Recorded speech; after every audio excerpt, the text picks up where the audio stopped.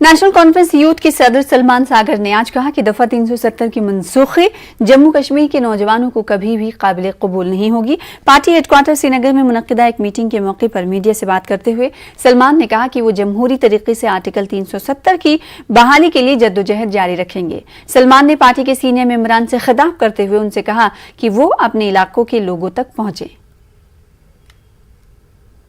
जो हम तीसरा साल होने को आ रहा है, 5 अगस्त को कंप्लीट हो जाएंगे 3 साल।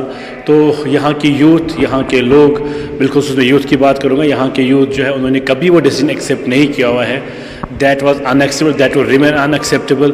हम अपने हदूद के इख्तियार में जो जमहूरी हदूद है हमारे, जो हमारे कानूनी इख्तियारात हैं, हम अपने कानूनी इख्तियारात का इस्तेमाल करेंगे मुल्क के कानून के अंदर। हमें पूरा यकीन है, बेशक आज एक ऐसी रजीम है जो कानून की भी मतलब नहीं चलने देती है किसी हद तक, लेकिन हमारा पूरा यकीन है हम अपने मुल्क के कानून पे, हम अपने मुल्क के कानून के थ्रू वो चीज़ें वापस लाएंगे जम्मू कश्मीर में जो हमारी थी।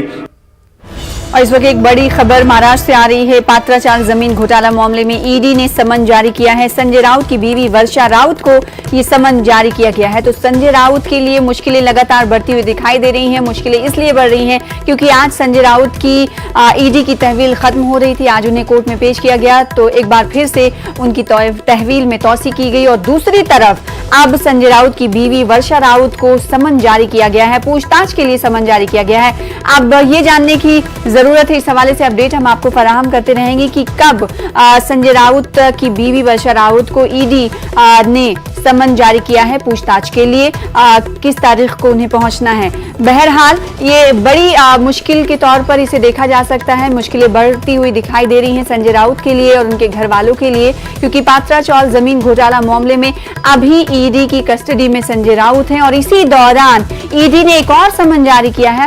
एक और समन जारी करते हुए संजय राउत की बीवी वर्षा राउत को ईडी ने मदऊ किया है, बुलाया है।